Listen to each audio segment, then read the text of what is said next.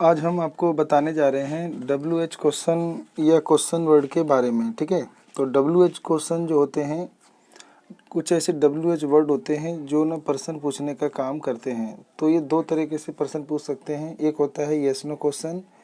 Yes no question में हम जो सेंटेंस लिखते हैं या क्वेश्चन लिखते हैं वो ऑक्सिलरी वर्ब या हेल्पिंग वर्ब की मदद से लिखते हैं। इसमें हेल्पिंग वर्ब या ऑक्सिलरी वर्ब पहले आते हैं। ठीक है, और जो WH क्वेश्चन होते हैं वो WH वर्ड से शुरू होते हैं। वो यहाँ पे लिखे हुए हैं, जैसे what, who, which, when, whom, why, where, whose, how.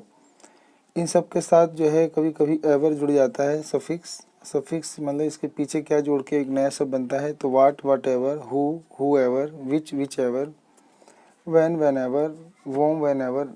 Y के साथ एवर नहीं जुड़ता है और हुज के साथ नहीं जुड़ता है। बाकी हाउ एवर, वेयर एवर, तो ये सब जुड़ जाता है। तो ये सब भी एक क्वेश्चन वर्ड बनते हैं। ठीक है, तो ये जो क्वेश्चन वर्ड होते हैं ये सेंटेंस में अगर पर्सन, थिंग्स या फैक्ट के बारे में प्रयोग किए गए हैं तो उनके लिए आप ना WH वर्ड यूज़ करोगे, हु, वाट, हुज और विच।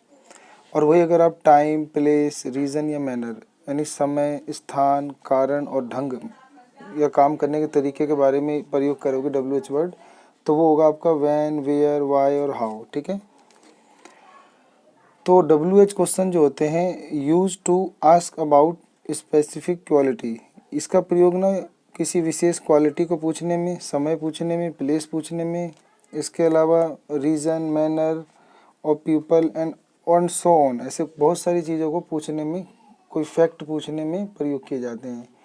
सब्जेक्ट है, ऑब्जेक्ट है, प्रीपोजिशन का ऑब्जेक्ट है, इन सबको पूछने के लिए प्रयोग किए जाते हैं। ठीक है, तो जो WH क्वेश्चन होते हैं ये दो तरीके से प्रयोग इनका किया जाता है। तो देखते हैं वो कौन से दो तरीके हैं।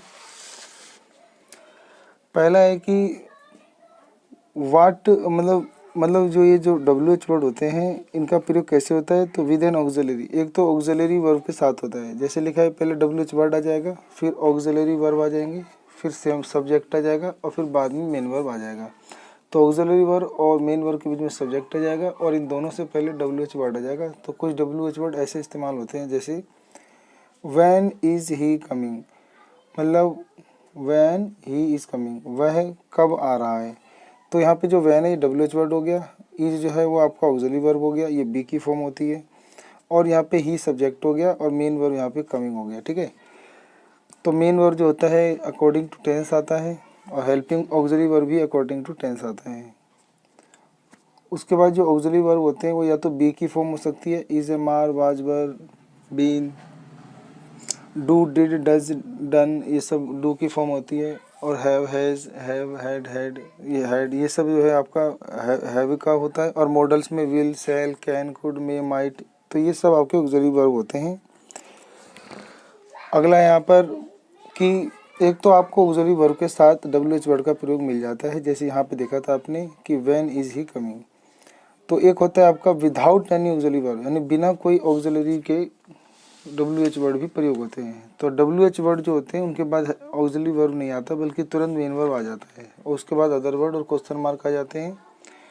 जैसे लिखा है कि व्हाट हैपन टू पीटर, मतलब पीटर को क्या हुआ, क्या हुआ पीटर को, व्हाट हैपन टू पीटर। तो लिखा है a bad accident happen to him today, उसका आज एक बहुत बुरा एक्सीडेंट हुआ। आगे लिखा है कि हु वॉन द गेम, मतलब गेम किसने जीता, तो टॉम विन द गेम, यानी गेम को टॉम ने जीता। Who gave you this present, तुम्हें ये पुरस्कार किसने दिया, तो my brother gave me this present, मेरे भाई ने मुझे ये पुरस्कार दिया। तो आप देख सकते हो कि यहाँ पे जो हु है इसके बाद गेव मेन वर्ब है, हु के बाद वॉन मेन वर्ब है, व्हाट के बाद हैपन मेन वर्ब है। तो जो WH वर्ड होते हैं उनका इन्हीं कहीं भी अगर प्रयोग होता है तो यही दो ढंग से इनका प्रयोग होता है। और अब जानेंगे कि जो WH वर्ड होता है वो क्या क्या चीज़ें पूछने के लिए प्रयोग किया जाता है। तो पहला है वाट। वाट माने आप जानते हैं क्या होता है। तो वाट का यूजेज माने इसका प्रयोग क्या क्या करने के लिए पूछा जाता है। तो लिखा है use to ask about things, यानी ये थिंग्स यानी वस्तुओं को बारे में पूछने के लिए इसका प्रयोग किया जाता है। वाट आर यू डूइंग, या फिर what do you think about the movie. तो वाट आर यू डूइंग, आप क्या कर रहे हैं, तो इसमें हम चीज़ों के बारे में पूछ रहे हैं कि आप क्या कर रहे हैं। ऐसे है what do you think about the movie, तो मूवी के बारे में क्या सोचते हो। तो ये जो है ना व्हाट का प्रयोग जो है थिंग्स की जानकारी लेने के लिए किया जाता है या फैक्ट की जानकारी लेने के लिए किया जाता है। व्हेन का प्रयोग क्या किस लिए होता है? व्हेन माने कब। Use to ask about time, ये समय जानने के लिए किया जाता है। जैसे when will the meeting start, meeting कब शुरुआत होगी या मीटिंग की शुरुआत कब होगी। व्हेन आर यू लीविंग, मतलब कब आप जा रहे हैं, ठीक है, या फिर कब आपकी गाड़ी जा रही है, आप कब निकल रहे हैं। वेयर का प्रयोग होता है use to ask about place, यानी स्थान के बारे में जानकारी लेने के लिए। वेयर डू यू लिव, यानी तुम कहाँ रहते हो। वेयर इज़ माई बैग, मेरा थैला कहाँ है। तो ये हम प्लेस के बारे में जानकारी लेने के लिए वेयर का प्रयोग करते हैं। Who use to ask about people, ये लोगों के बारे में पूछने के लिए किया जाता है, ठीक है, खासकर सब्जेक्ट की जानकारी लेने के लिए, मुख्यकर्ता की जानकारी। जैसे who do you love the most in your family, तुम अपने परिवार में किसको सबसे ज़्यादा प्यार करते हो। तो इसमें हम पर्सन की जानकारी ले रहे हैं, ठीक है, इसका जवाब कोई पर्सन होगा। ऐसे लिखा है who told you that story, तुम्हें ये कहानी किसने सुनाई तो या बताई। तो इसमें भी हम किसी पर्सन का आंसर चाहते हैं, ठीक है। तो हु का प्रयोग जो होता है वो पर्सन के बारे में जानने के लिए प्रयोग किया जाता है। Whom whom use to ask about people, ये भी लोगों के लिए, लोगों के बारे में जानने और पूछने के लिए प्रयोग किया जाता है। लेकिन ये जो पीपल होता है वो वर्ब का ऑब्जेक्ट होता है, यानी ऑब्जेक्ट टू वर्ब, वर्ब का ऑब्जेक्ट होता है। ऊपर वाला सब्जेक्ट की जानकारी के लिए होता है, नीचे वाला ऑब्जेक्ट की जानकारी के लिए। तो जैसे लिखा है whom did you see in the morning, सुबह तुमने किसको देखा था। तो I saw Mister Marks my English teacher, मैंने मिस्टर मार्क को देखा था जो कि मेरे इंग्लिश टीचर हैं। तो यहाँ पे जो ये वर्ब है और वर्ब का ऑब्जेक्ट है, तो हम इस ऑब्जेक्ट की जानकारी के लिए यहाँ पे वॉम का प्रयोग किए थे, ठीक है। विच का प्रयोग होता है use to ask about choice, यानी चुनाव या पसंद को जानने के लिए विच का प्रयोग करते हैं, ठीक है। जैसे which one do you choose the left और राइट, कहता है कि कौन सा चुनोगे आप रास्ता, लेफ्ट या राइट वाला। तो हम चुनाव यानी चॉइस बताने के लिए विच का प्रयोग करते हैं। इसके अलावा विच का कई तरीके से भी प्रयोग किया जाता है, लेकिन ज़्यादातर चॉइस होता है उसमें, ठीक है। हुज का प्रयोग होता है use to ask about possession, यानी अधिकार जानने के लिए, ठीक है, स्वामित्व अधिकार को जानने के लिए कि कोई वस्तु किसकी है, किसका उस पर अधिकार है, उन चीज़ों को जानने के लिए हुज का प्रयोग करते हैं, यानी किसका। हुज पेंसिल इज दिस, कहता है यह कलम किसकी है। इज इट योर, ये क्या तुम्हारी है। हुज बुक्स आर दीज, ये किताबें किसकी है। तो इसके अंदर हम ना मालिक को जानना चाहते हैं किताबें कलम किसकी हैं, ठीक है।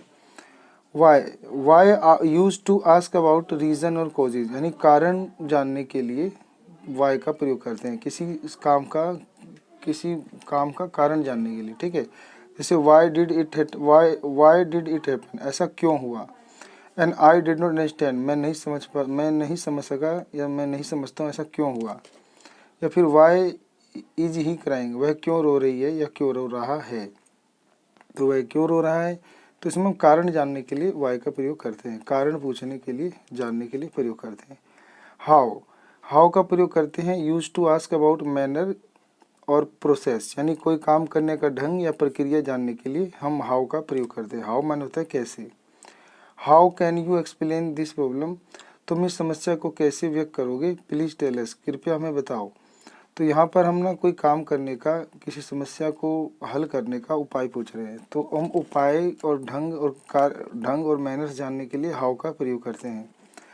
तो हाउ माने होता है कैसे, वाई माने होता है क्यों, हुज माने होता है किसका, विच माने होता है कौन सा, वो माने होता है किसको, हु माने होता है कौन, वेयर माने होता है कहाँ, व्हेन माने होता है कब, और व्हाट माने होता है क्या। तो ये जो WH वर्ड होते हैं इनका सही जानकारी रहे और प्रैक्टिस रहे तो हम अपने एग्ज़ाम में क्या प्रश्न पूछा जा रहा है उन सबकी सही जानकारी प्राप्त कर सकते हैं। और अगले वीडियो में हम जानेंगे कि और कौन कौन से WH वर्ड हैं जिनकी अगर हमें जानकारी हो तो पेपर में क्या पूछा जा रहा है प्रश्न में वो हम जान सकें, ठीक है। तो मिलते हैं अगली वीडियो में। आप सबका अपना कीमती समय देने के लिए धन्यवाद।